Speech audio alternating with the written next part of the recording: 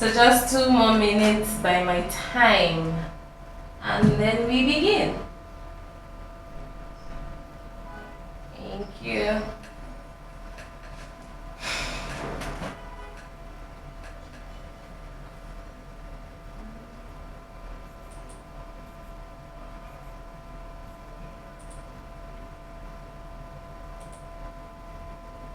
Okay, I hope you can see my screen.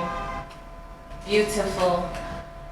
Alright, my name is Temitope Omoahalen, and I'm fondly called Tibog. Tibog is TBOG.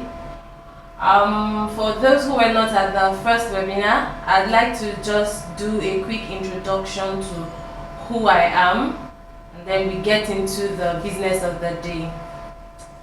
So, like I said, I'm Temitope Omoahalen, and I'm fondly called Tibog. That's what everybody calls me. I'm a family wellness instructor, consultant, and coach, and the managing partner of T-Sage and Tibog Consult. Now, T-Sage and Tibog Consult is a wellness company. We curate wellness, wholeness, and winning experiences for organizations, for families, for places of worship. Basically, we coach and train parents on parenting, on the art of parenting in the 21st century. And then we also coach adolescents themselves on how to maneuver the different difficulties they possibly will face in this phase of adolescence.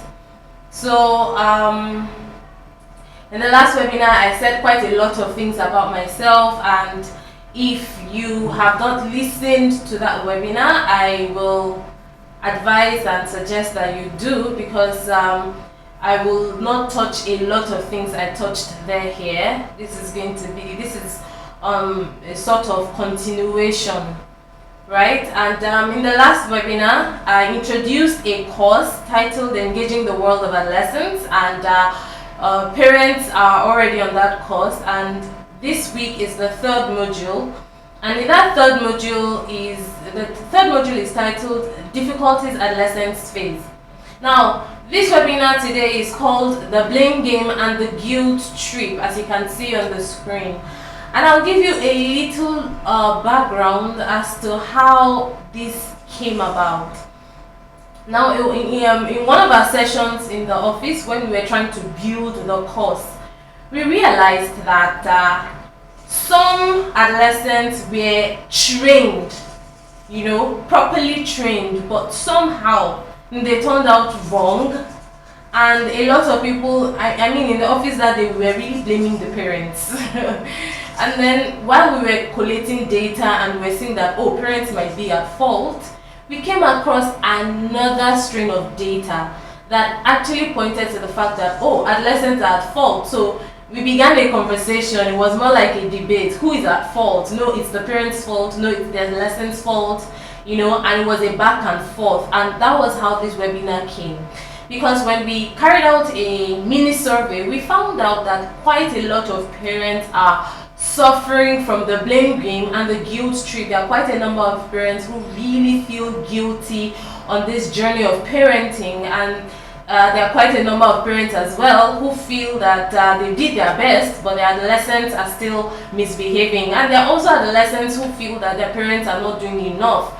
So in order to tackle all of these things, that's why we are having this conversation. So I will be asking, I'll be sharing a story, and I'll be asking you, who is to blame, the parent or the adolescent? Who is to blame? So here's the story. Before we proceed, this webinar will not take as much as the last one did. The last one we spent about 2 hours, and we didn't even have time to take the number of questions I would have loved that we did. So for this webinar, we will not spend so much time on this, because I want to have as many questions as possible. I want to treat as many practical questions as possible, and as many parents as have issues to share, I want us to tackle it. I would like to do that today. So This is a story, and as usual, I do not use original names to protect the identity of these people. But here's a story that dropped at our table. My daughters, Josephine and Clara, are very well behaved. Imagine my shock when I found out that Josephine, the eldest, had carried out 4 abortions and was about to carry out the fifth. She fainted one morning, and when I rushed her to the hospital, I was told that she had an ectopic pregnancy as a result of the previous abortions she's had. I did everything right. I ensured that they didn't stay out late, they didn't join bad gangs, or do anything that could land them in trouble. I didn't get Josephine a mobile phone until last month when she turned 16. My wife and I have been nothing but good parents to our daughters. So, how did all of this happen? So, I'm throwing this open. I'm throwing this open. I'd like to take your comments. What do you think? If you'd like to speak, please just raise up your hand and I would unmute you. What do you think? What do you think was the problem? Who is to blame in this situation? This parent is saying, I did everything right. I didn't even get this girl a telephone until she turned 16 last month. So how come she has had 4 abortions and she's about to have the fifth? Oh, who's to blame? Yeah, does anybody want to go? You can just unmute or raise your hand and I could unmute you. What do you think? Let me try to put up the story again. Yes. Yeah. So, what do you think? Who wants to go? Who is to blame? Anybody?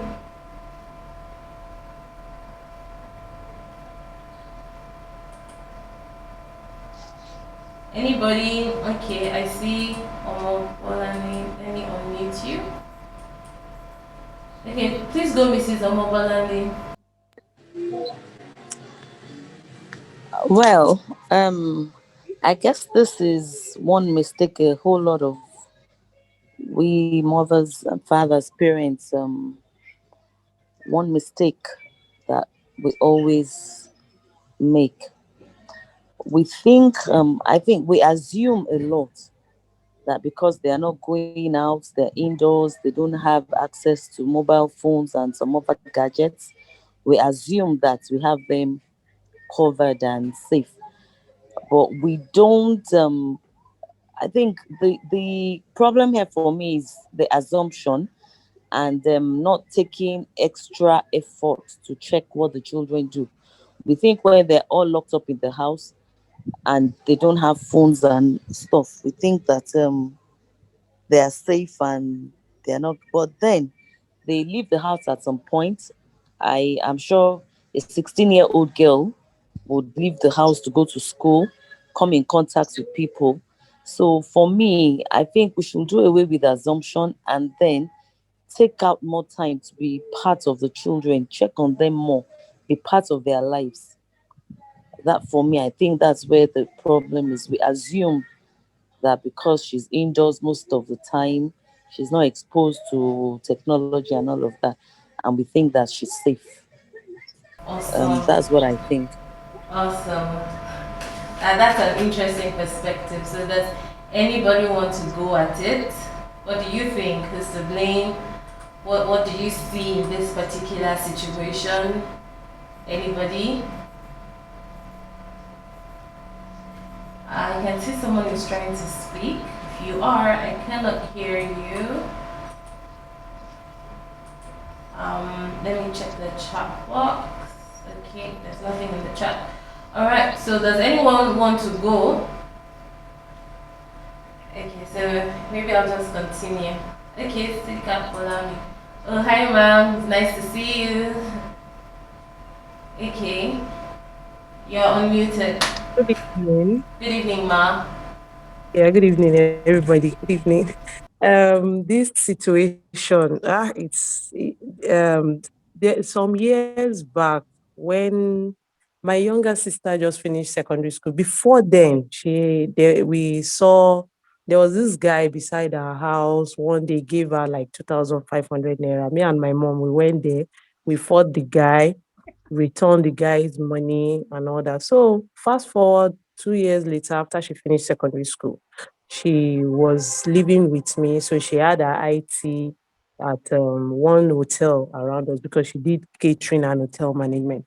And people were wondering, like, okay, with this girl's history, my sister is beautiful, why will I let her do her IT in such environment?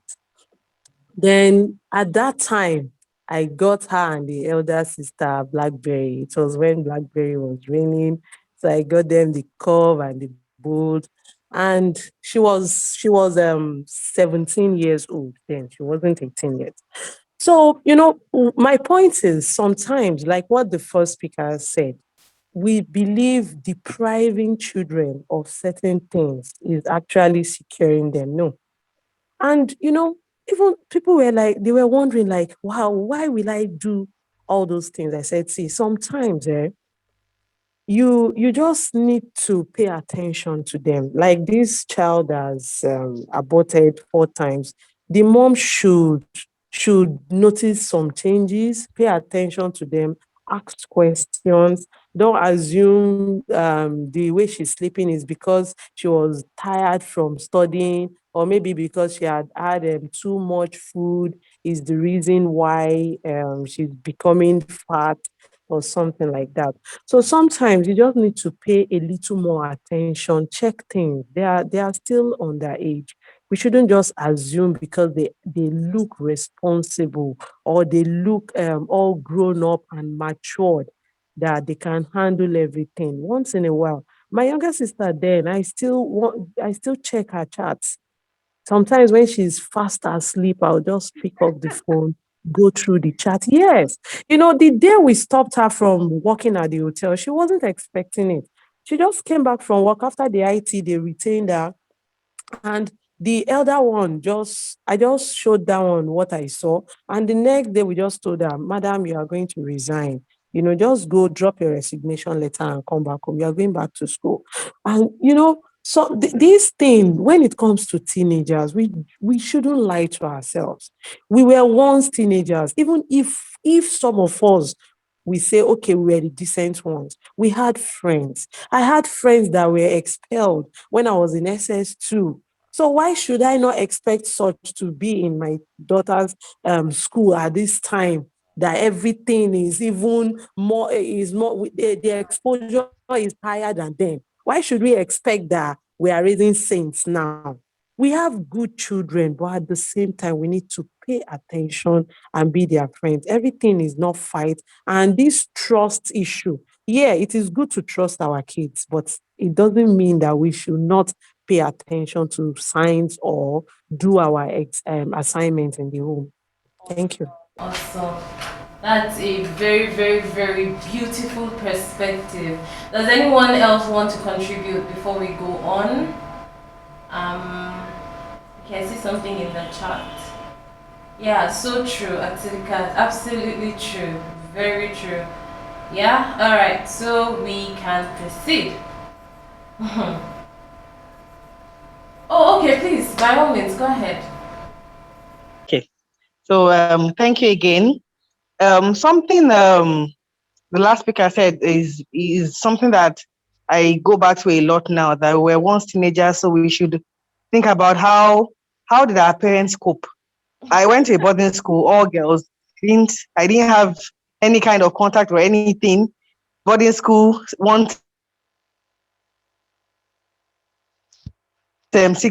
months, come back on, they enter bus now. They started entering bus when they fought me. I was driving them in the car. They came down, they went from the car, they went to enter bus. I was trying to call them, come back, let me drop you at home, blah, blah, blah. They left me, my car fell into a ditch. They didn't come down from their bus. They just sat in the car. Mommy, sorry, strangers stopped and brought out the car from the ditch for me. And they sat in the bus watching me. And I drove myself home. And and I parked the car and I cleaned my tears. And they go home like 20 minutes after me. Ah, sorry, wanted to come down, but if we come out from the bus now, they will leave us. That was the day I learned my lesson. So they enter bus by themselves now. They go out. What I've learned is I know that when we're going, my parents wanted it to be as if let anybody come to the house. We don't mind. Boy, you girl, boy and girl, child, let them come upstairs. Let's see them. So what I just try to do now is I know their friends. I encourage them, bring them home, this and that. They even go to a mixed school. I went to an only girls school. So I've just learned that basically assumption, you're killing yourself and thinking, oh, they must be like this. They are not. Also, a lot of things happen. It's not even just, I think it's the Generation Zen thing, then the phones, then social media, then TikTok. A lot of things our parents don't have to worry about, we are worrying about. So I try not to assume. And anytime if I feel as if I hope this children will not kill me, I look back and think your mother did not die now. You Why can't would you die? die. Thank so thank you so much. Awesome. These are very interesting perspectives. My goodness. Okay, so let's continue. And I like what you said about um, reminding yourselves that you were once teenagers. That's beautiful, and you'll find how important that seeming simple sentence is. The weight of it, you'll find out the weight of it as we go on. So let's continue. So when Josephine's parents found out that it's possible they were being excessively controlling, and for those of us who were not at the last webinar, one of the things I said at the last webinar was that excessive monitoring is counterproductive.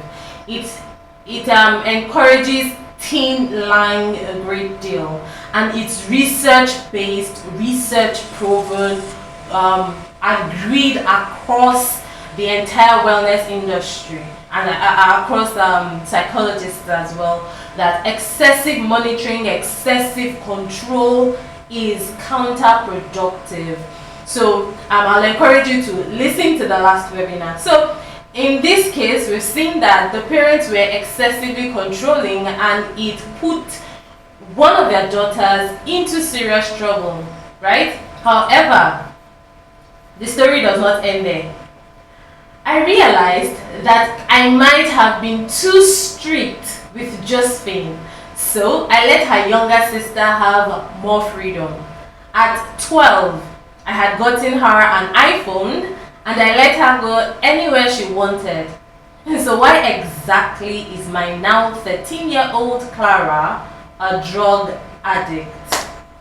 I leave the floor open again. At the beginning, it was easy to blame the parents that, oh, you were being too cagey. That's why Josephine turned out very bad. Now they were not cagey with Clara. They let her have her freedom, and Clara is now a drug addict. What do you have to say about this? The floor is open. Who wants to go? Who wants to go? Good evening again. It's Sidika. Okay, good evening. Yeah. Well, wow. It still falls back on the parents. Though I think what I see in this situation is the parents are doing their best to give the children the best, but there might be some kind of loose upbringing for them. Maybe a bit of they are whether they are strict or not. There are certain places where there are no controls. Okay, getting the younger one an iPhone, not monitoring what she's doing, not see once in a while. It doesn't take anything handling your daughter's phone. Come, let's say the TikTok, everything. You check out the followers and all those things, and the phone back to them. It doesn't really hurt. Well, my own, like, what helps me to communicate with teenagers is that I try to reflect back. Fine, I wasn't wayward, but I had friends that were doing all sorts. Some of us were from a comfortable home. Some were from very poor background. It's Air Force, so it's a mixed school. Whether you are rich or poor, we mix. But the thing is, we sometimes we want to feel among. I stopped driver from taking me to school because they feel people that their parents bring to school are pampered. You can imagine that kind of situation. And in this case, I will collect transport fare from home. I will when the driver is taking my younger ones to school, I stop him halfway and I tell him, come on, you can't take me to school. That place is too far. My school is very far. You give me transport fare again. So I'm collecting two transport fares. So who is at fault there too? Will I blame my parents? I'm just smart. I'm just smart. And when I get to school, I have aside my pocket money, I have excess. Until when my cousin discovered that I come, the driver said he do give you transport fare. Why are you collecting extra at home? So parents are doing their best. The children have their own mind too. And that is why they still need to check once in a while. My mom only went to my school once, but and going there, she will speak to some of the teachers, like, okay, just tell me. She tried to listen to what I say about teachers. So once in a while she comes engage those kind of teachers, and she leaves. And she doesn't come anyhow like that. But somehow that puts a bit of control. When they see me kneeling down, maybe I get into the trap of one of the teachers.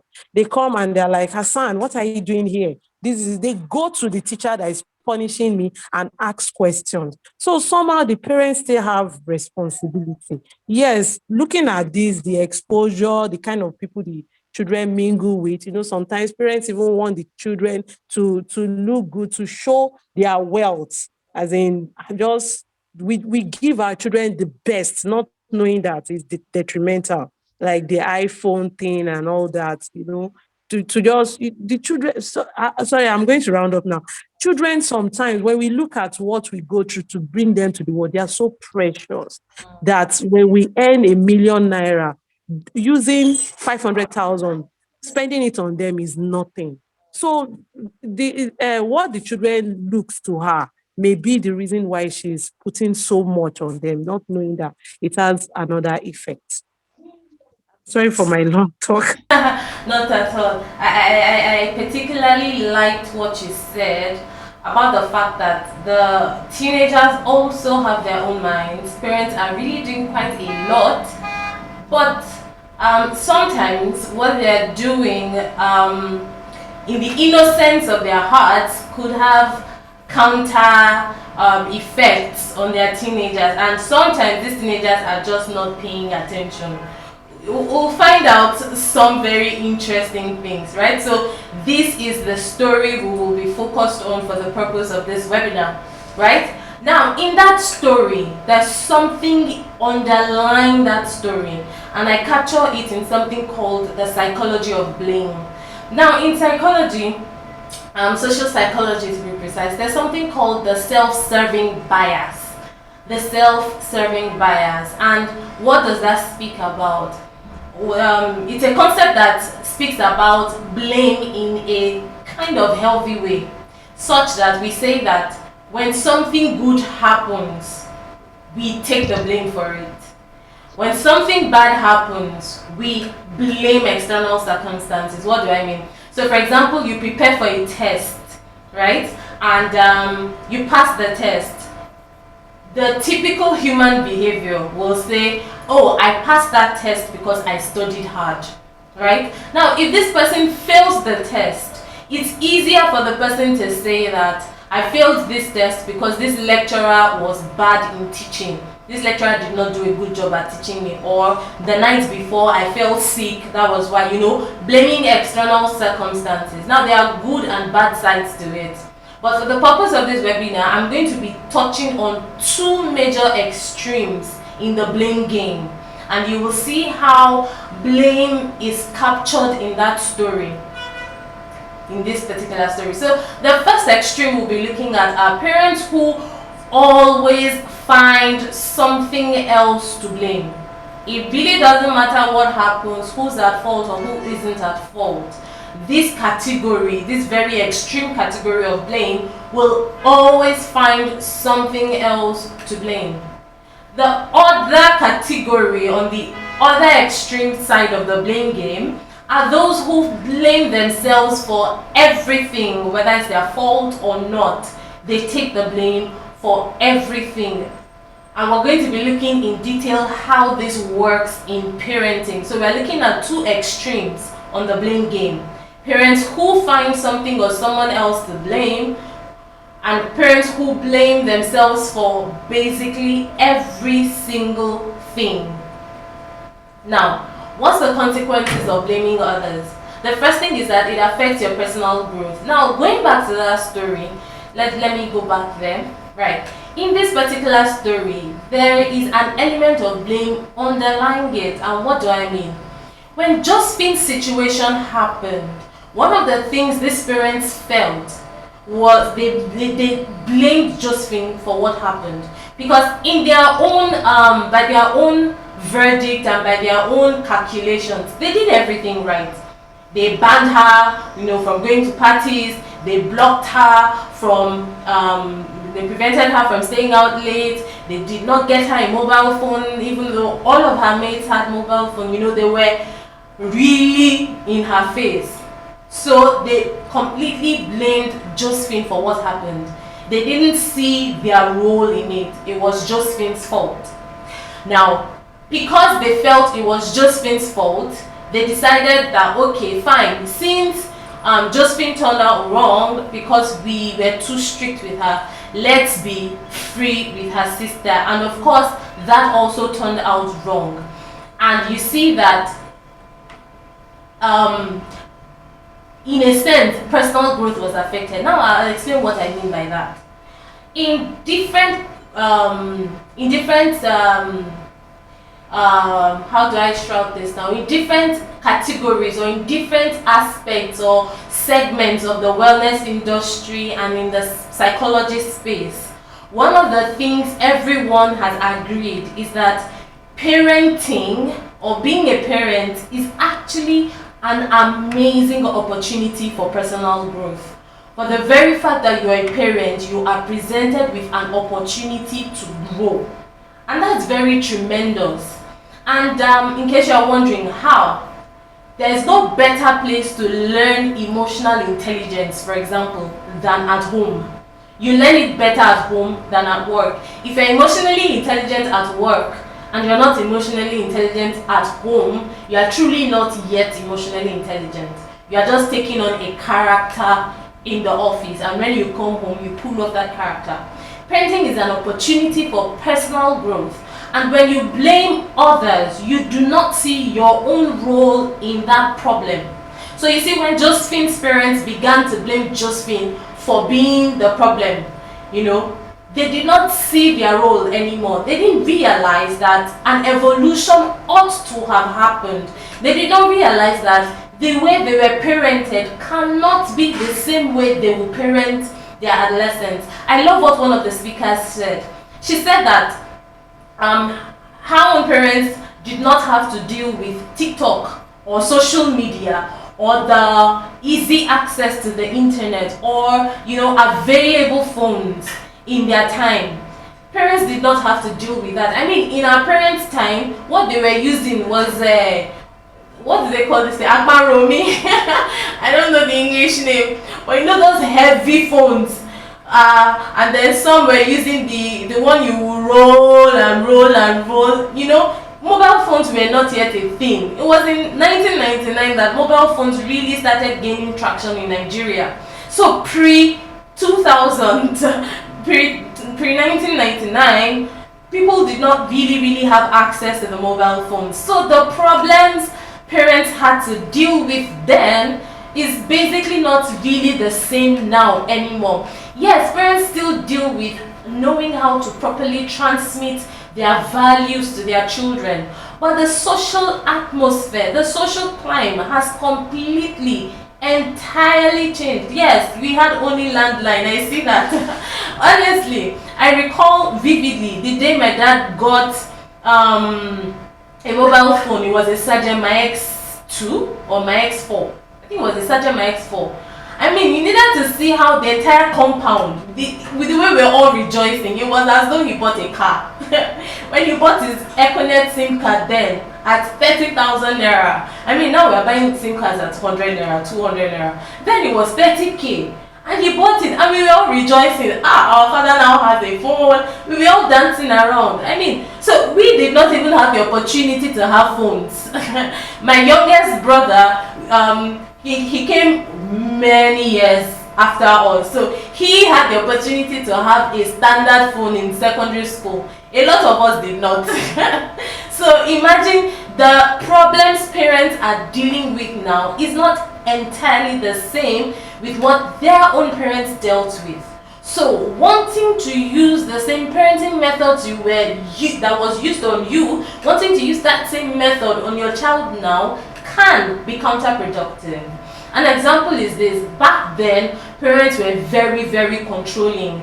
I mean, even if you did not agree with your parents, you dare not complain, you dare not speak out. But it's not the same now. Children are speaking out. Mom, you said I shouldn't do this. Why? Oh, mom, I want to go to this place. Why did you say? They're asking questions. So, as a parent, it's an opportunity to grow personally. But when you begin to blame others, what you're doing is tampering with that opportunity to grow as a person, to evolve. Because parenting right now takes a lot of evolution.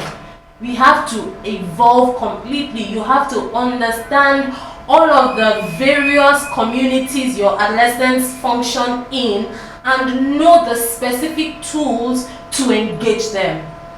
Right? So, blaming others, especially blaming your adolescent, completely affects your personal growth. And what that means is you're going to make that same mistake again because you have not learned. And that's what happened with Clara. The mistake they made with Josephine, they did not learn from it. They did not realize that they had a part to play in that mistake. They pushed all of the blame on Josephine. So they repeated the same mistake in another format with Clara. Right? The second consequence of blaming others is that it diminishes your empathy. I like what was said today, that you have to remember that at some point you were also a teenager. When you begin to blame them for the problems, for the deviation from family values, from spiritual values, it diminishes your empathy. You are no longer able to feel what they feel, understand what they understand. And if you were taking the course, I think that next to the next module 4 or module 5, I don't quite recall now, speaks about how your adolescents truly want to feel heard, truly wants to feel understood. On one of our posts, I do hope you're actually even following us on social media, because we release important tips almost on a daily basis, apart from the newsletters we send weekly. One of the things we spoke about was the fact that parenting is a partnership between you and the adolescent.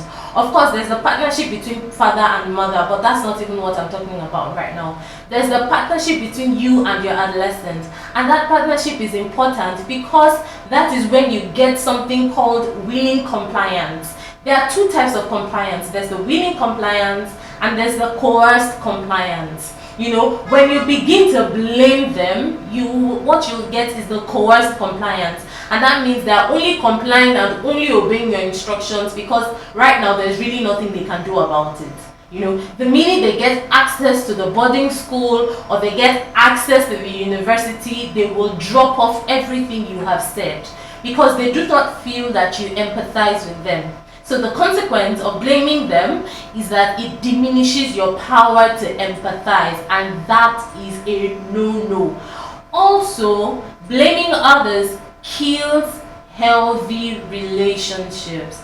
I mean, one of the goals, the biggest goals parents want to have is to build a solid relationship such that when they become old and they're no longer able to freely move around, their children will be there for them.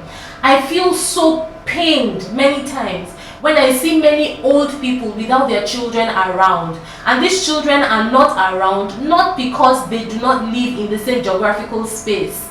I'm not talking about those who traveled out or something. I'm talking about those who live in Ikorodu and their children also live in Ikorodu, but they don't see each other, they don't bother to check up on them. Why? Because healthy relationships were not built during this period of formation. One of the major consequences of blaming these teenagers, or blaming adolescents, or blaming anything else, just blaming and refusing to take responsibility for your role in a deviation, is that it kills healthy relationships. And then it decreases your positive influence on others and yourself. Oh yes, I see what you say, Sidikat Folami. True, parenting is not easy. It's not easy, but it's an amazing job. It's just like when you want to carry out a task, there are some tasks you want to carry out that are not entirely easy. But then when you have access to appropriate tools that can make life easy for you, it really helps shed weight off you. Big time. It really helps. Right? So one of the consequences of blaming others is that it decreases your positive influence on others and on yourself. So the kind of influence, I was doing a personal study about 3 months ago, and I found out that in a research carried out by the University of Minnesota, I believe, they found out that parents actually have the most influence on adolescents, and their influence is very subtle. Parents who seek to become controlling in their influence rarely have that kind of influence. But when they take another approach, I call it the power of powerless communication.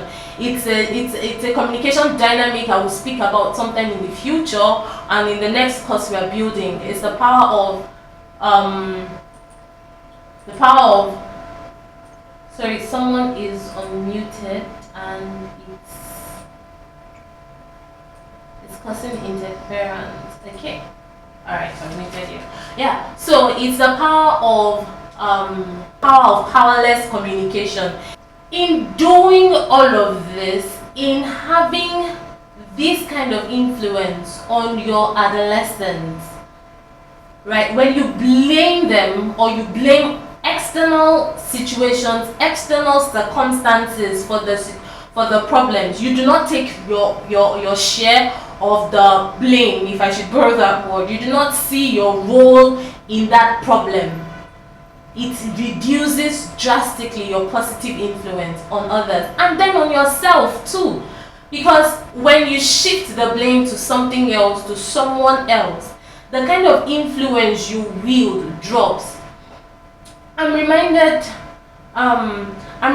of a particular story I encountered early this week. It's very funny. It's about a cultist. I'm going to share it when we're speaking about guilt. I hope I do remember. It's an important story to share, right? So these are the 4 main consequences of blaming others. But you see, there's still one more. And this one is one of the most powerful consequences of blaming others. And that's the fact that blaming others creates a negative cycle. What do I mean? This part of the world, in Africa, particularly Nigeria, we're a very religious set of people. And so there's something we know called generational curse, right? So now I will not take away the spirituality of generational curses, because this is a religious atmosphere in Nigeria. Almost everybody believes in that. But I tell you that one of the consequences of blaming others is that negative cycle is created. And I'll give you a very practical example, a true life story. Now, there was this particular man, and you will see it represented in Josephine's story, but I want to use another story to explain this. There was this particular man, let's just call him Tim. So he had 2 sons. This man was an alcoholic, and he became an alcoholic because his wife died. So he blamed the driver who killed his wife because it was an accident, and blamed that man and said it was the man at fault, So he began to drink. In drinking, he didn't realize that he was abusing his sons. So because he was always drunk, first it was decreasing their self-esteem, because how can you introduce your drunk dad to your friends? Everyone in the neighborhood know that this man is forever drunk. So imagine the shame these children had to deal with. And then for every little mistake they make, their dad will beat them blue black. So this boy, the first son, completely hated his dad. Really hated the man. So when he broke free, left for the university, he never came back. He established his own home, had his own children. He kept blaming his dad for the way his life turned out, because he believed he could have been a better person. But because of his dad's negative influence, he also had negative vices he was dealing with. So he was always blaming his dad. Now, when he had children, he did not allow his children go greet their grandpa, because he believed that their grandpa would be a negative influence on these children. So in order to prevent them from turning out like his father did, he became extremely strict on them. Now, his first son as well also hated his father, because he felt, why is this man so strict? Why is this man trying to regiment my life? Why is this man being so wicked to me? So as soon as he was able to escape from home, he also escaped, but not without becoming a drug addict already. Because his father was not allowing him go out, his father was not allowing him socialize. He really did not have the power of socializing, so he unintentionally joined a bad gang, because somehow, it's easier to join the bad gangs than the good gangs. So he became a drug lord, but he escaped from his father, right? When he escaped from his father and had his own children, he was already a drug lord. Don't forget, his father was a drunk. So can you see how that negative cycle is becoming more pronounced? And then the children will pick it up. Why? Because nobody is taking responsibility. Everyone is pushing the blame to others. They keep saying, if not because of my dad, or if not because of this, if not because of that, right? So this is one of the ways negative cycles are born. It's a major consequence of blaming others. So these are the 5 major consequences of blaming others that I will speak about in this webinar. Now, on the other hand, the other extreme of blame is those who consistently blame themselves for everything and anything. They blame themselves for it. And the major consequence of that is guilt. This is where guilt comes from. So your child does something that he's not supposed to do, misrepresented the family. The parent takes full responsibility, absolving this child of his or her own role in that problem, and takes up the full responsibility of everything. That's also wrong. That is also another extreme. Always taking the blame on yourself, and what it does is that it breeds guilt. It makes you forever, consistently, always feel guilty. Now, in parenting, one of the things we've noticed is that there are 2 major dimensions that this guilt comes from. There's the discipline-related guilt and there's the work-related guilt. What do I mean by these 2 dimensions? The first, discipline-related guilt. Many parents, I've encountered quite a number of parents who really feel guilty anytime they have to discipline their children. They just feel guilty. Should I have spanked him? Should I have shouted? Should I have done this? Should I have done that? And they begin to feel guilty about that. The second dimension is work related. This is specific to working parents. Parents who do 9 to 5, or as Lagos will have it, is now 6 to 10 or 6 to 11, work related guilt. So when anything happens, they just feel guilty. I'm not having enough time for my family. I'm not having enough time for my children. They are always feeling guilty. These are the 2 major areas that guilt comes from in parenting. discipline-related guilt and work-related guilt. So how do we deal with this? That's where we come to the AHA pathway to having a blame-free and guilt-free parenting relationship. The AHA pathway. Now, this is something very dear to my heart. It was couched by us. It's intellectual property of T-Stage and Tibble Consult. Now, this AHA, it's a 4-path pathway. The first is authority. That's the first A. What do I mean by authority? Parents have been given authority, dominance in this parenting relationship. When we are about to go into any kind of relationship, we always want to know, where's this relationship heading?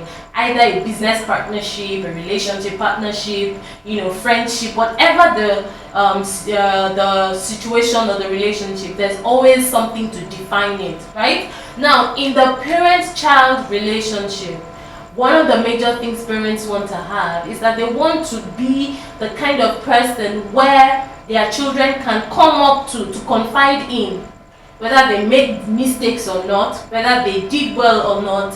They want to feel, they want to be a part of their children's journey, right? And now, parents have the sole authority of directing these relationships, right? Now,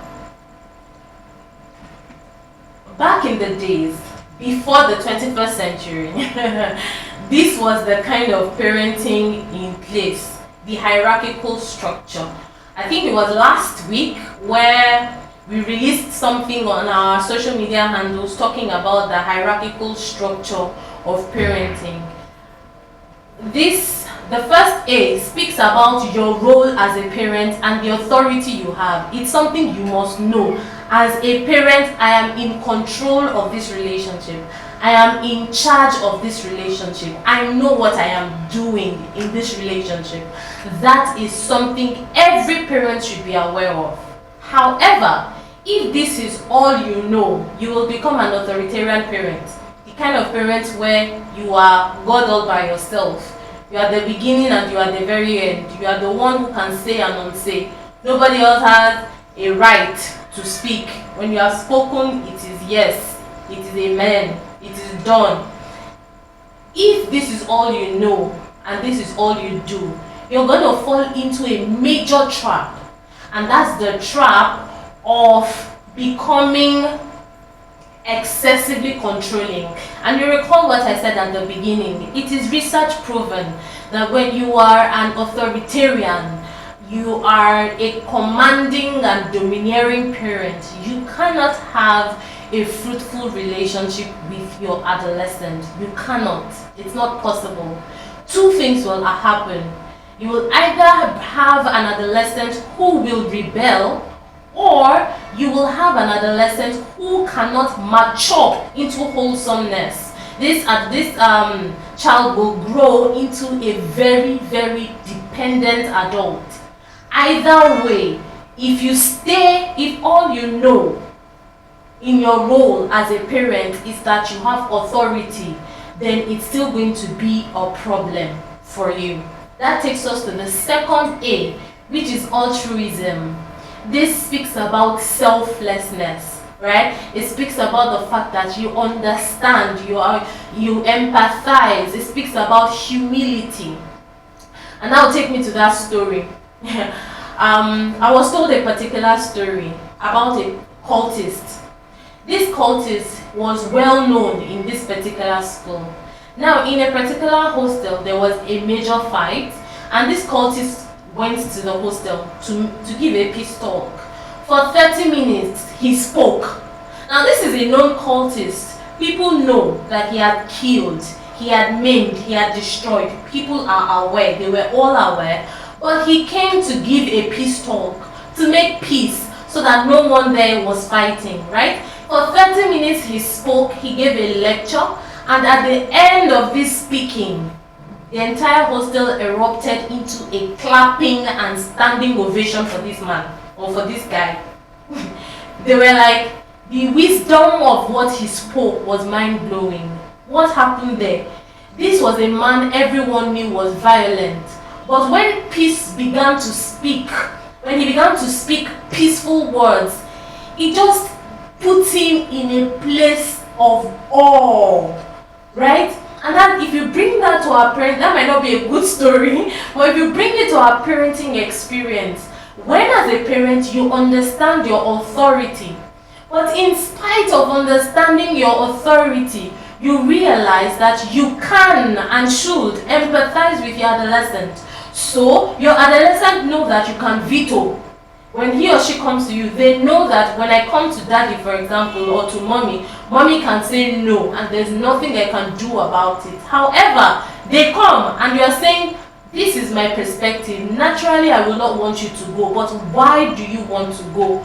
And then you are empathetic, you are listening. Even if at the end of the day, you will still say, oh no, you're not going, but you gave that room for expression, right? It's a balance to the authority you have. Now in Africa, unfortunately, many times parents stop at the first A.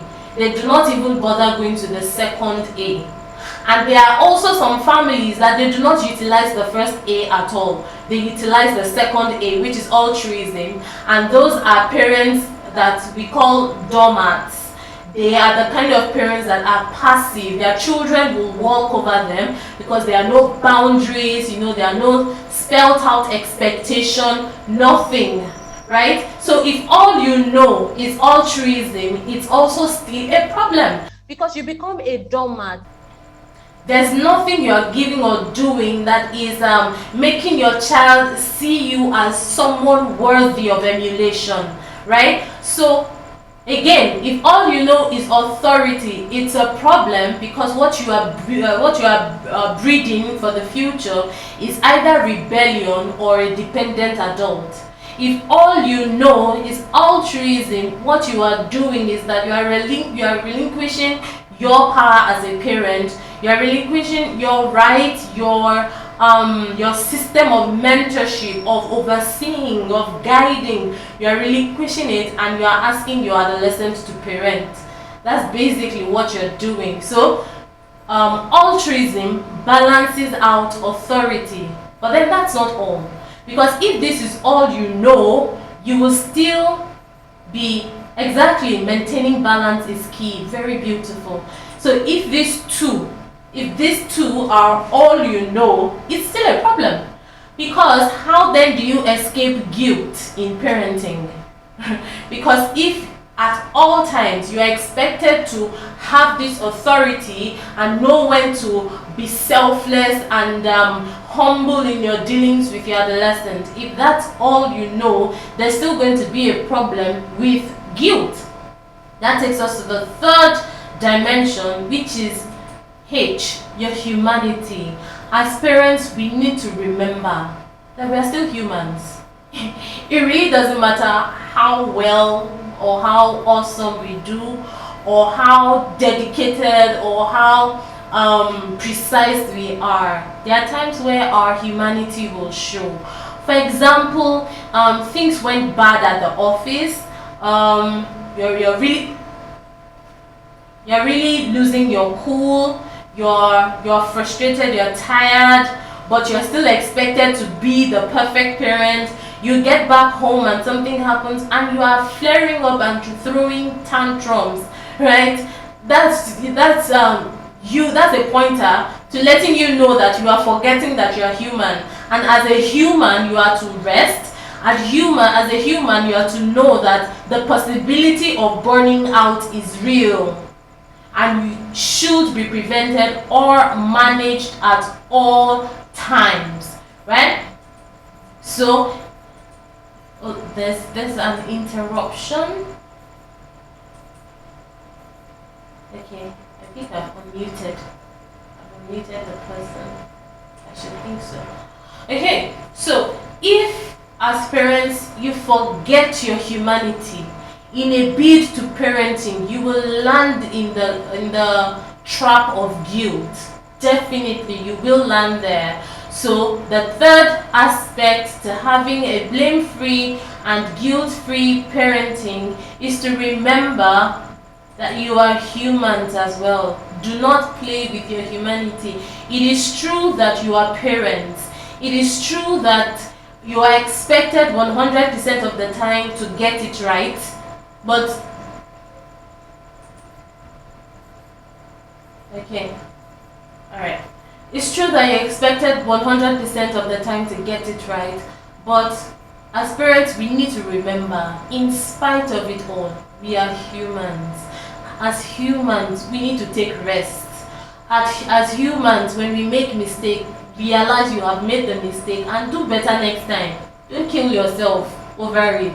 We are humans, we make mistakes. How much more parents who are entrusted with lives, or a life if it's just one you have, but if you have more than one, lives, and in those lives you're entrusted with are nations. So you're literally entrusted with an entire society, right? So remember, you are humans. Mistakes will happen. It doesn't mean you should fall into that trap of consistently feeling guilty. And then the very, very, very last one, the third A, is assent. Now, there's something in corporate governance that I really, really love. It's that awareness that even though you are the boss and everything stops at your table when it comes to decision making, there's still a board you can defer to whenever you need to brainstorm or you feel you're not capable of making a particular decision. There's something or someone, a higher power that you can defer to, and that's what this A is, assent, right? I'm talking about the fact that all parents should be aware that there's a grand organized designer somewhere. There's a higher being somewhere, and this higher being will mean different things for different people. But knowing that there's someone else you can defer to when push comes to shove really, really, really helps in preventing blame and guilt-plagued parenting, right? So that's the fourth A, assent, to know that there is a higher power, right? In spite of everything, you having your authority, you being empathetic by showing altruism, you understanding the fact that you are human and you need to take periodic rest, you need to realize that mistakes are inevitable. There's also the dimension of a supernatural existence, a higher energy, a higher being that can also help in guiding you, right? So those are the four. Tamara, grand organized designer. Honestly, there's a grand organized designer somewhere who is in charge of the affairs of our lives, who you can defer to. I mean, there's something in parenting, in social psychology, I would like to believe, and in conscious parenting as well, where parents are taught that when your children come, do not try to project yourself on them. It many times will lead to a catastrophe. Don't try to project yourself on them. Instead, try to understand their being. They are soulish creatures. They are beings handed to you for custody. They are beings handed to you to mentor or to steward in a particular direction. Try to find out what that direction is. For the Christians, of course, they defer to God and the Holy Spirit. For the Muslims, they defer to Allah and the Holy Quran. You know, for different people, it's different things. But that understanding that there is a higher being, someone you can defer to when push comes to shove, helps you balance out your humanity. So these four steps, or this four pathway, helps to balance you out. Yes, maintaining balance is key. It helps to balance you out such that you have a blame-free and a guilt-free parenting relationship. And that brings me to the end of this slide. So I am open for questions. Yeah, so if you have questions, please just lift your hands. And one of our students is even going to speak to us today. I hope she's here. She's just going to give you a brief rundown on her experience with the course. We have some students, but if one would like to speak, Mrs. Bukola, if you're here, the floor is yours. Just talk to us about your experience in the course. While I am waiting for your questions, I'll be reading through the chat and I'll be trying to see whose hand is up so that we can handle questions. Mrs. Bukola, the floor is yours. Okay.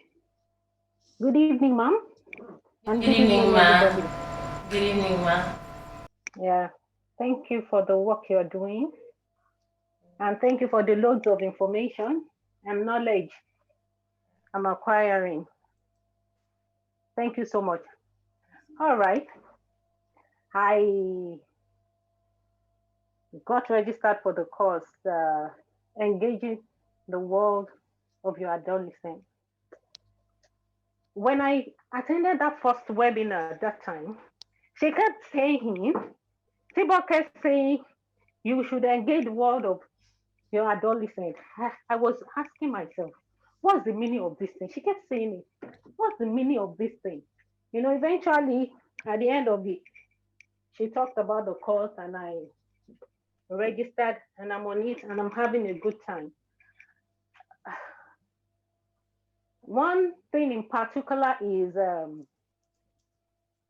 the adolescent wellness quotient. I had never heard about it before, and it was all new to me. We had this past week, and it was quite informative. And I was just asking myself, God, help me. How am I going to take in all of this?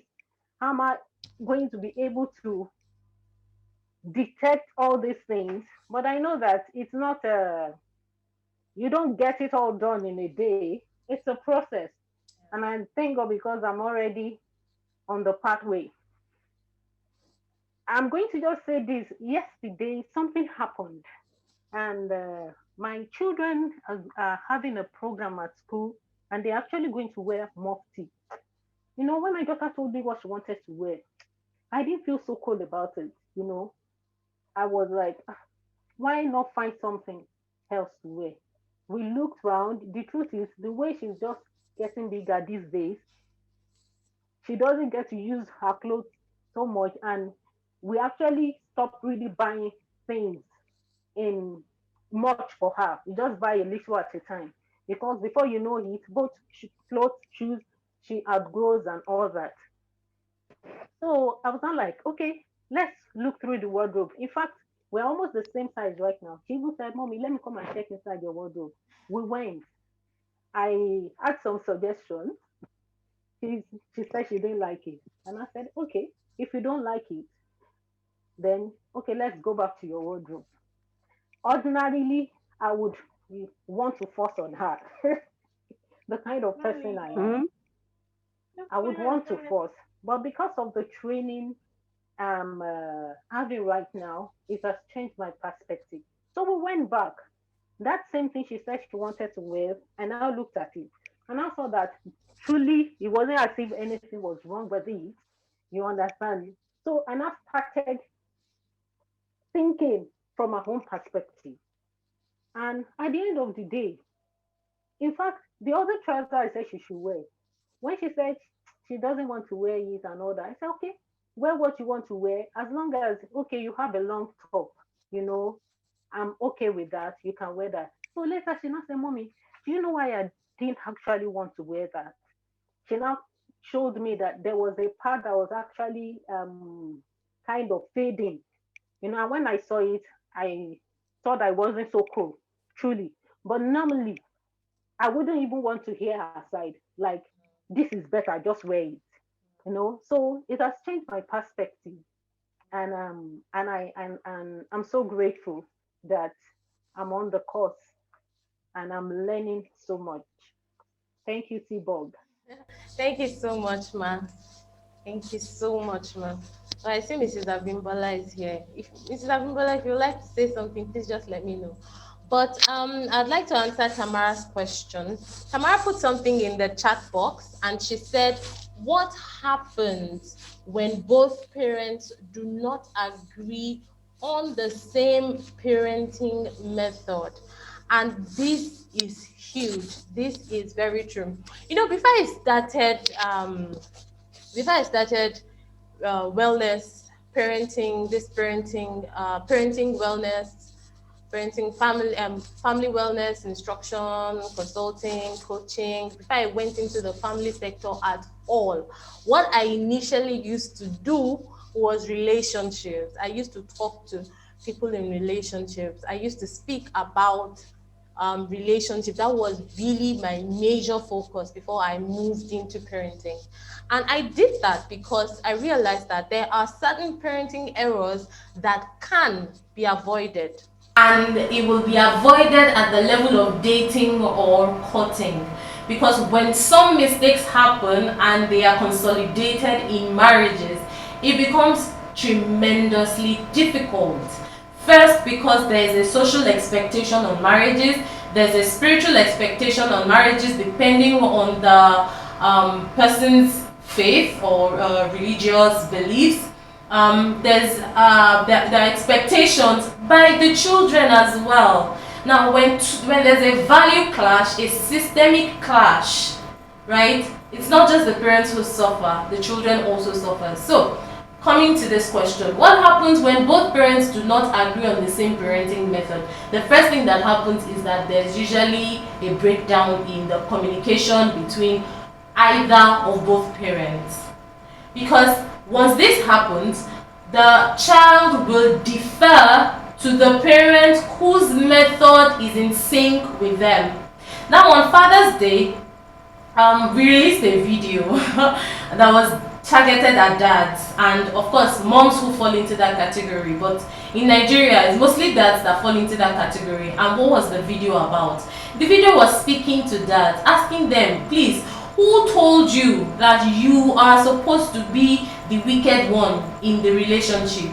Mommy is supposed to be the good one, you are supposed to be the bad one. Who told you so?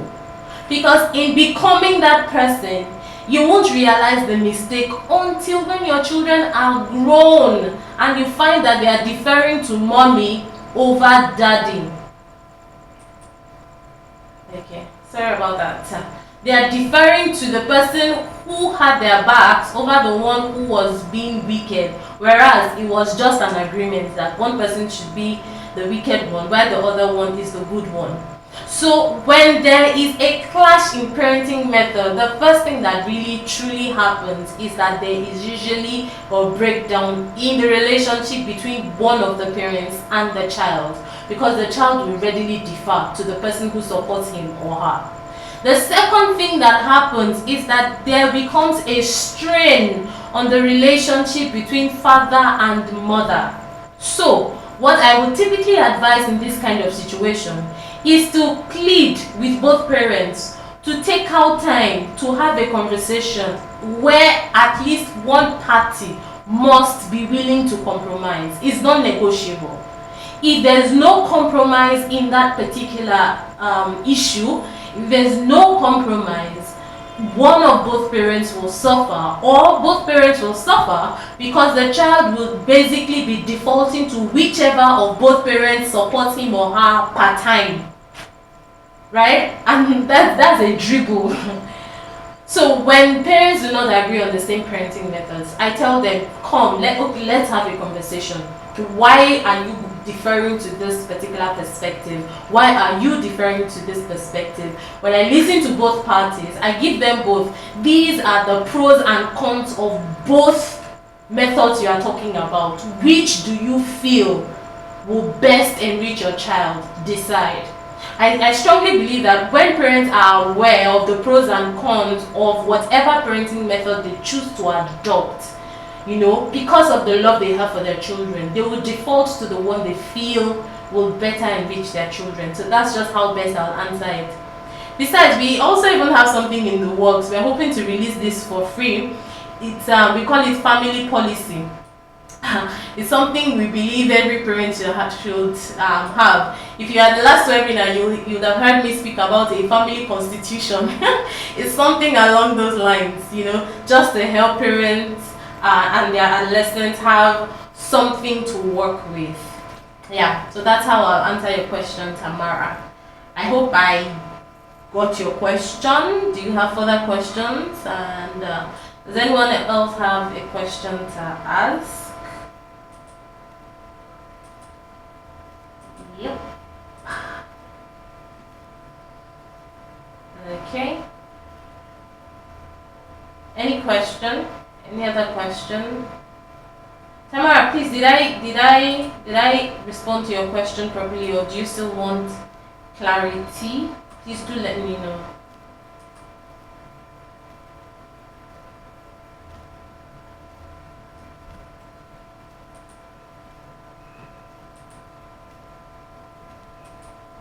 Okay, thanks, but yes, you did. Thank you. Yeah, so do we have any other question?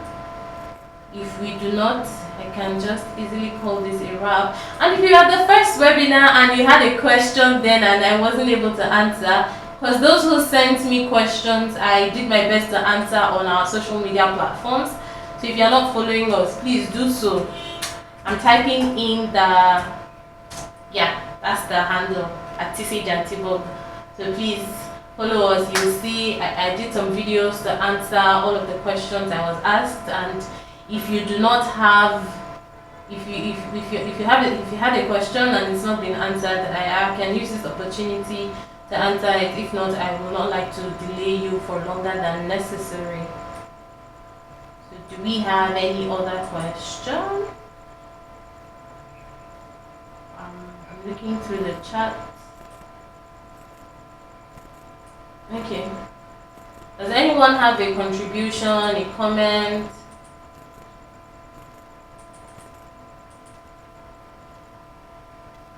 Okay.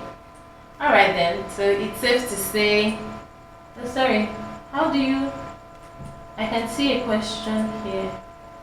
Oh, okay. Mrs. Abimbala, good evening, ma. Good evening, how are you? Very well, thank God. Okay, you wanted me to focus on the model.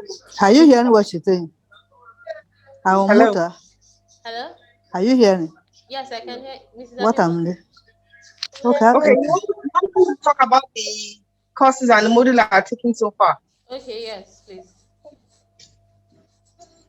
Okay, well, I've started the third module, but I recall that the earlier speaker spoke about the emotional wellness quotient also. I found that also very, very revealing, very, very fresh, very new.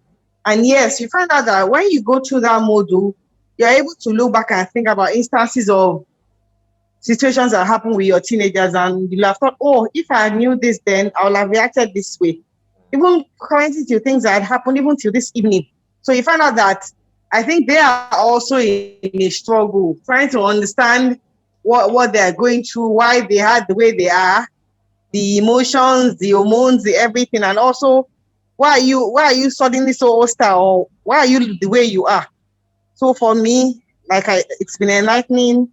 I'm so glad I joined the first webinar, and I hope to finish my modules very soon. Thank you so much, ma. That's another student. Thank you so much, ma. Okay, I see a question here from Mrs. Bolanley. How do you address constant reference to a parenting mistake? Can you please shed light on it? I do not quite get the question. Awesome. Definitely it's of help. It's important that in this parenting journey, you are not in friction with your partner, because when there's friction between you both, it tells on your relationship with your adolescents. See, adolescents are in a phase where they are seeking autonomy. So when they find a crack between dad and mom, they will utilize it well, not understanding yet that it's counterproductive or that it can further damage a relationship. They don't understand that. In that moment, they are selfish. And in the course module 4 speaks about the physiology and the psychology of the adolescents, why they act the way they do, you will understand in detail exactly why they do that. They are unable to properly process the degree of the decisions they make, right? So it's important that even when you are not together on an issue, like I said before, compromise and then with wisdom figure out a way until you both are on the same page. It's important you do not allow your adolescents get in between the both of you. Yeah, so Mrs. Omobolale, I want to hear you. I do not quite understand the question. How do you address constant reference to a parenting mistake? Who is making the reference to a parenting mistake? Your partner, your child? I'd like to understand that. Then Tamara, what is your own answer to the main case study you started with? Actually, for the for Josephine's case and even Clara, there's a part for both parties. But for me, I will stick more with the parents. And the reason why I stick more to the parents is because subconsciously and unintentionally, one of the things, oh Mrs. Bolale, I see your hand, I will respond to you soon. One of the mistakes we make is that sometimes we project our unresolved issues, our unresolved dreams to our adolescents. I don't know, for those who are getting mails from us, we sent a mail, I think on Monday, to honor fathers. The mail is titled, I Hate My Dad. And it was a true life story of somebody who had an experience with his dad, where his dad actually wanted him to do something because of his own personal experiences. Now his son didn't want to do that, and they had a major rift where both parties had to go their way for many years, or for a really long time. After they've mended their ways now, but I say that to say that sometimes because adolescents are very limited in their scope of things, the bulk of the responsibility then rests on the parents. So yeah, the parents basically have huge roles to play. However, the adolescents should not be absolved.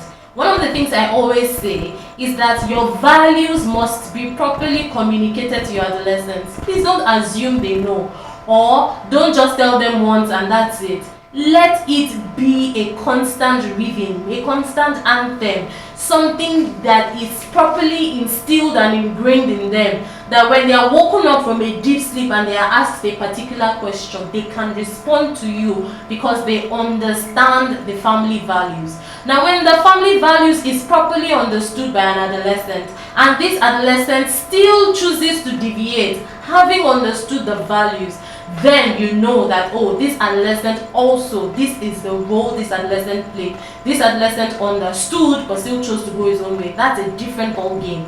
But many times we assume that our adolescents know what it is we want. I mean, there are families where, for example, the father does not drink, mother does not drink, right? So they somehow just assume that the adolescent will not drink. However, one of the things we are forgetting is that there's something called social stressor that the adolescents go through. And in social stressor, they experience peer pressure and other sort of influences that will override many times your value system. So when you have not properly communicated that in this family we do not drink, these are the reasons why we do not drink, these, you properly instill it. You don't just say, oh, you drank, how could you have drunk? There was nothing properly spelled out. That you do not drink does not mean they will not drink.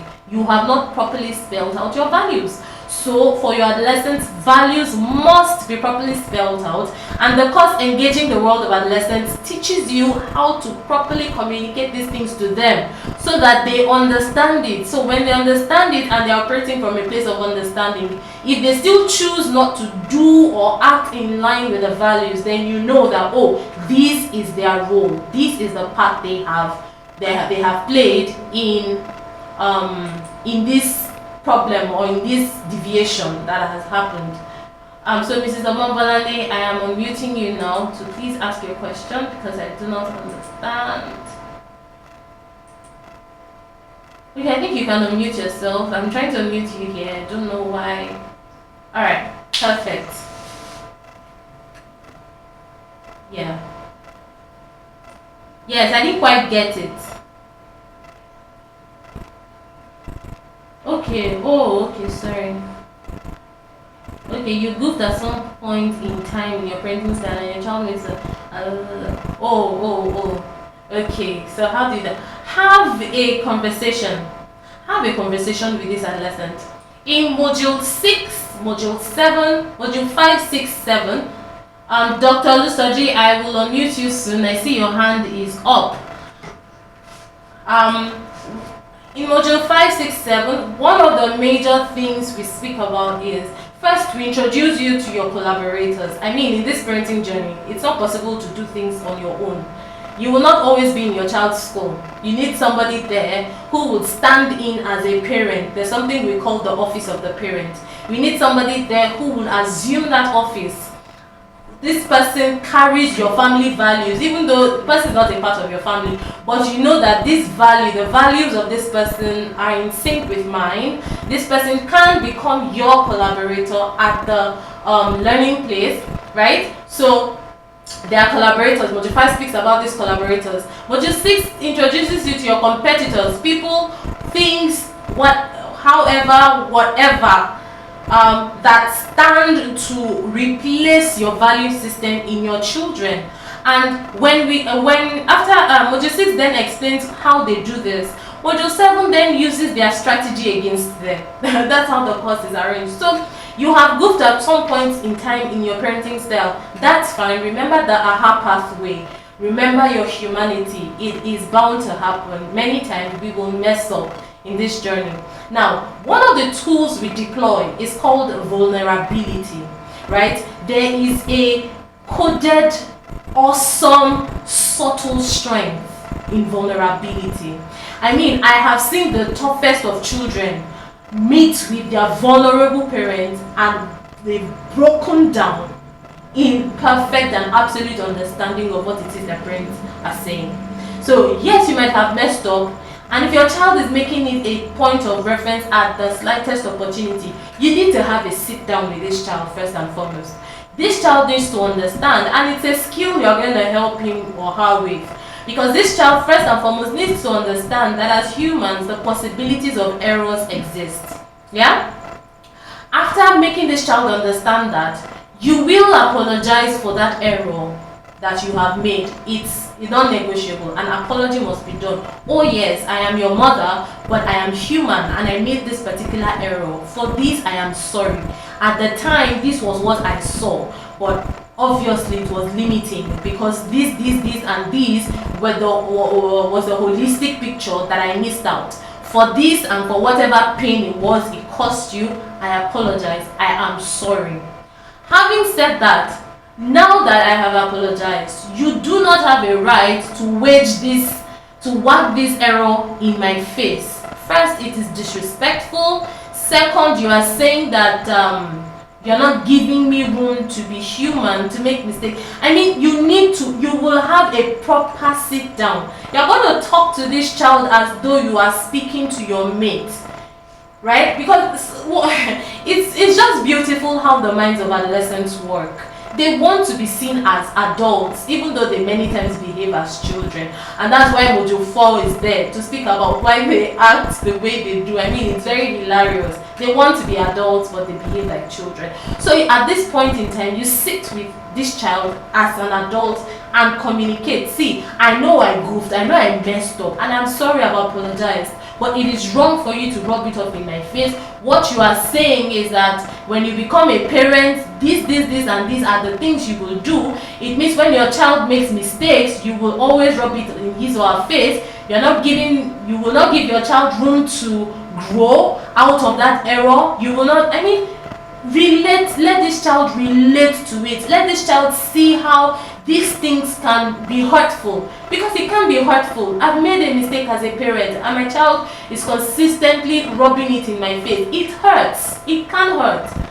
So if it hurts you, let this child see, this is what you are doing to me. Would you like it if I do this to you? Have that kind of conversation with your child and you will be surprised that it will not happen again. And even if it does happen. That child will apologize and work hard at trying not to repeat such a mistake. Mrs. Bonali, I hope I answered your question. Dr. Ogundeko, I'm unmuting you right now. I saw your hand was raised. And then I really have to leave. Mrs. Abimbola, oh, thank you so much. Please, you can. Thank you so much for your time. I see another question. How do parents strike balance in adolescence outing? I'd like to assume that what you're asking is, how do you strike a balance between permitting your child to go out or not to go out, right?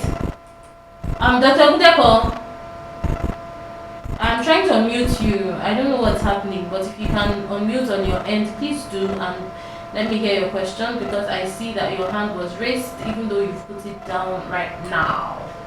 Okay, so I'm responding to iPhone. Okay, I can't pronounce that. Well, yeah. So I would assume that that's what you're saying. And if that's what you're saying, really, a simple question I'd like to ask first and foremost is, do you know your adolescent's friends? Do you know them, or all you know about them are just their names?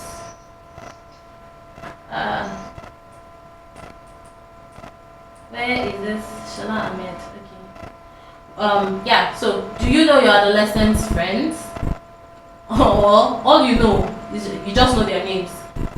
Do you know what they like, what they do outside of school, who they are? Have you met with their parents before? You know, these are serious questions. If you do not know the answers to those questions, then it becomes difficult for you to know how to strike a balance.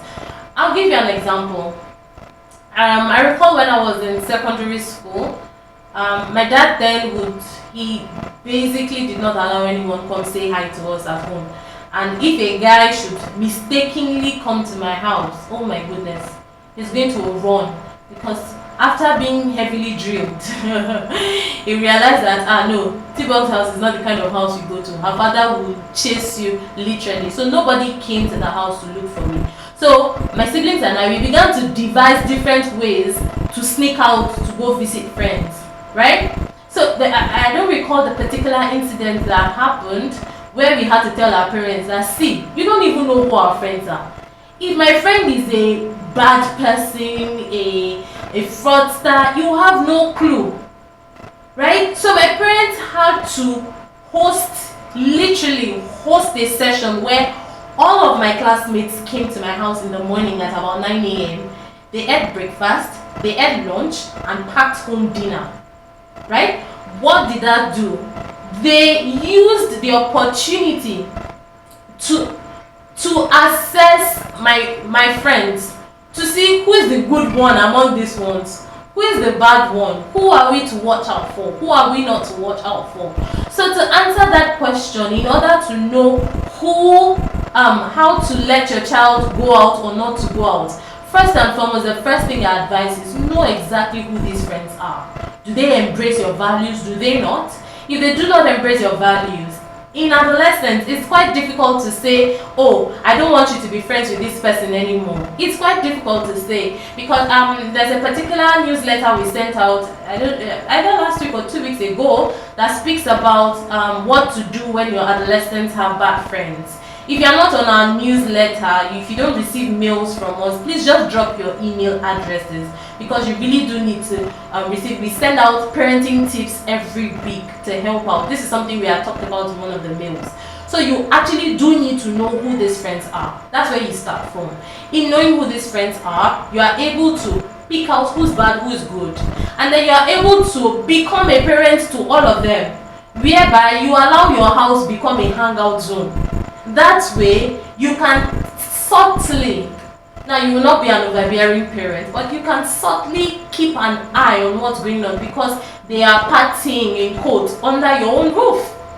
That's one way to help out, right? And then you cannot always say no when it comes to going out, because when you're consistently saying no, an adolescent will devise a way to sneak out, and you don't want that. You want them to be able to come to you You want to be able to reason things out. So next time when they come, while you are still in this process of trying to know who their friends are and who their friends, who's good, who's bad, who needs help and all of that, while you're also trying to do that, when next they come, have a conversation. Oh, you want to go out? Why do you want to go out? What will you guys be doing there? Oh, what are the mechanisms you put in place to ensure that these values that we carry out, you will not deviate from it? Yeah, so that's what I'll say. I see another question. How can a naughty 8-year-old that throw tantrums be treated? Wow, this is something I had also spoken about in the last webinar, but I see someone say sorry, I'm on your newsletter. I know. Okay. Okay, I see your email addresses. I will work on adding you. Right. So for this 8-year-old, how can a naughty 8-year-old how can you treat a naughty 8-year-old that throw tantrum? Okay. In the last webinar, there's something I call the stop principle.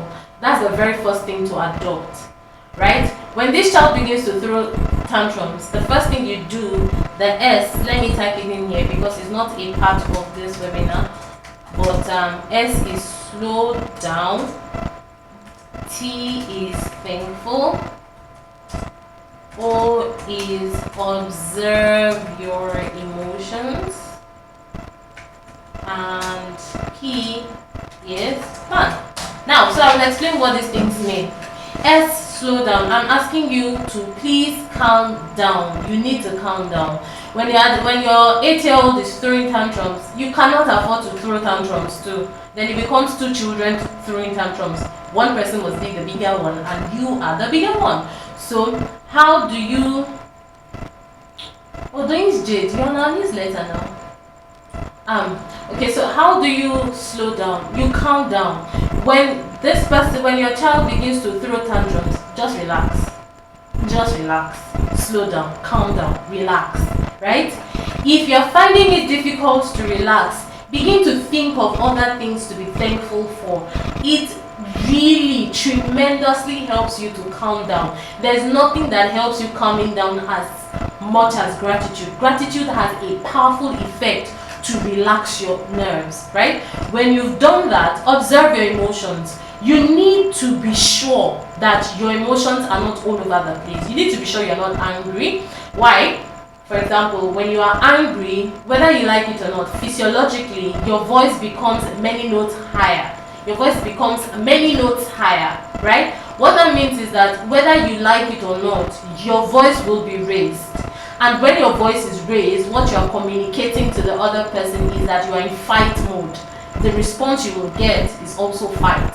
It's a biological reaction. It's a physiological reaction. So you have to observe your emotions and be sure that you are not angry, you are not reacting. You have to respond. As a parent, I tell parents, please don't react, respond. And in responding, you have to follow this stop principle. So when you have observed your emotions and you are truly sure that you are calm, right? It means that sometimes when this tantrum is going on, you can walk away in order to ensure that you're calm. When you're calm, you go to the fourth step, which is P, plan. How do I handle this guy? What is the cause of this tantrum, right? You must always find out what the cause is. Don't assume you know. So sit with this 8-year-old, come. Why are you behaving this way? What do you want? I want this. You'll be surprised that a lot of times all you just need with these young ones is just a conversation, mature conversation. It has a way of bringing them, because they're in a phase where it's the I don't want to go all physiological, but it's a part of the brain called amygdala at work. And the amygdala is the seat of emotions, right? The place where adults use mostly in processing things is the prefrontal cortex, somewhere in front. That's the seat of logical thinking. But in adolescence and under, it's the amygdala being used. So basically, they are reactive humans in this phase. So you cannot win a battle with them by being reactionary or reacting based on your emotions. It's why you have to first follow that stop principle and then begin to engage them. Okay, why? In asking those questions, when you ask questions, what you may basically do many times is that you bring them to a point where they can understand your point of view and you can understand their point of view. So in dealing with that 8-year-old, I advise you to use the stop principle, right? And let me know how it goes. My email address is also, let me put my email address here so that you can just easily send me a message if you need tbox.com, if you need follow-up. Yeah, so that's my email address. I will personally be handling it, right? So I hope I did not miss anyone's question. This is 8:37. I truly, honestly, was not planning to keep you here beyond 8:30. I didn't watch the time to know that this is 8:37. So if that will be all, I would like to end this session. I hope that is that all of the questions. I hope that's all, because I truly do not want to keep you here beyond longer than necessary. I don't see a need to. And if you're interested in taking our course, you can just also send me an email. I will respond to you. Thank you so much, everyone, for leaving your busy schedules and joining me here. For those who were not here at the beginning, someone asked me how I was, and I was just telling the person that I've not really been feeling fine the last couple of days. I did not think I would be able to last this long. I'm surprised I did, and I thank you for lasting long with me. With me too.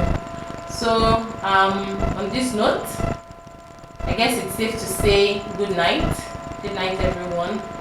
Thank you so much for spending your time, your evening with me. I do not take it for granted.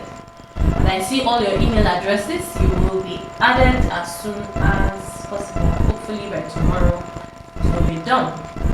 Thank you so much. Have a beautiful night rest. Good night.